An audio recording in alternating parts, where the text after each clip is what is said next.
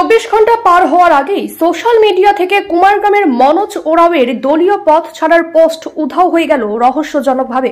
এমনটাই দেখা গেল সোশ্যাল মিডিয়ায় আলিপুরদুয়ারের বুধবার সকাল 8টা নাগাদ।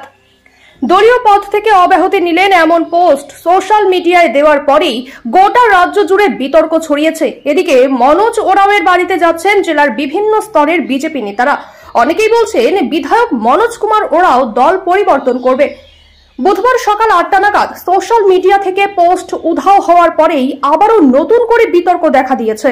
কুমারগ্রামের এক বিজেপি নেতার কাছ থেকে জানা গেছে, ইতিমধ্যেই মনোজ ওরাওয়ের সঙ্গে যোগাযোগ হয়েছে রাজ্য নেতা শুভেন্দু অধিকারী এবং দিলীপ ঘোষের। শুভেন্দু অধিকারী এবং দিলীপ ঘোষের সঙ্গে যোগাযোগ হওয়ার পরেই বিধায়কের পোস্ট উধাও হয়ে গেছে সোশ্যাল মিডিয়া থেকে। সূত্রের খবর, মঙ্গলবার সন্ধ্যায় মনোযোগের বাড়িতে আলিপুরদুয়ারের বেশ কয়েকজন বিজেপি নেতা গিয়েছিলেন তার সঙ্গে দেখা করতে, কিন্তু তার দেখা পাননি তারা। ফলে হতাশ হয়ে ফিরে এসেছেন মনোজ ওরাওয়ের বাড়ি থেকে।